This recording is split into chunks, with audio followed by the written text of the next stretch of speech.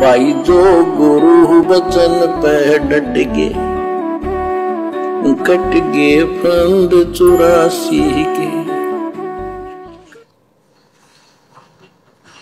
बच्चों, परमपिता परमात्मा कबीर जी की असीम कृपा से आज आपको कबीर परमेश्वर की, परमपिता परमात्मा सक्षम भगवान समर्थ परमात्मा की शरण प्राप्त हुई है। गुरुदेव कह रहे हैं बच्चों, आपको परमपिता परमेश्वर समर्थ कबीर भगवान की दया से परमपिता परमात्मा कबीर जी की शरण प्राप्त हुई है। तो आज हम पे दया किसने की है? ये सत्संग सुनाकर हमारे ऊपर दया किसने की? ये ज्ञान समझाकर हमारे ऊपर ये विशेष दया किसने की? गुरुदेव ने। और उसके बाद जब हमें ज्ञान समझ में आया तो हमने शरण किसकी ग्रहण की? अपने गुरु जी की।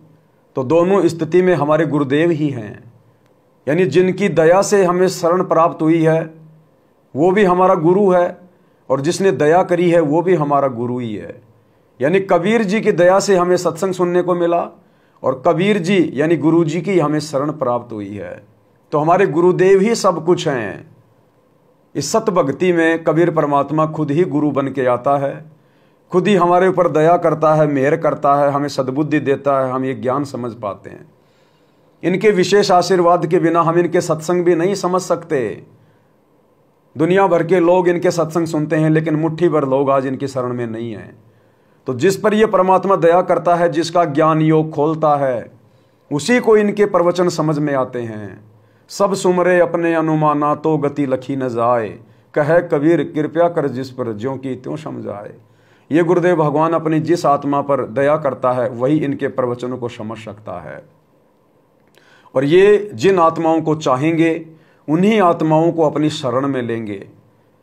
अन्य कोई भी, चाहे कोई कितना ही पढ़ा लिखा हो, कितनी अच्छी आत्मा हो, कितना ही धनवान हो, अपनी मर्जी से कोई भी ना तो इस गुरु भगवान को खोज सकता है और ना इनकी शरण प्राप्त कर सकता है। ये तो जिस पर इस दाता की मेहर हो जाए वही आत्मा इस दाता की शरण में आ पाती है। तो आप और हमारा सौभाग्य नहीं, आप और हमारा अजब गजब का परम सौभाग्य है कि गुरुदेव ने इस अरबों खरबों की भीड़ में आप और हम चंद आत्माओं को चुना है, अपनी शरण में लिया है, हमें मोक्ष प्राप्ति का मौका दिया है। इस काल के 21 ब्रह्मांड रूपी कुएं में जो हम युगों युगों से पड़े हुए हैं, परमेश्वर हमें शतलोक रूपी समुद्र की सैर करवाना चाहते हैं, हमें अखंड सुख देना चाहते हैं।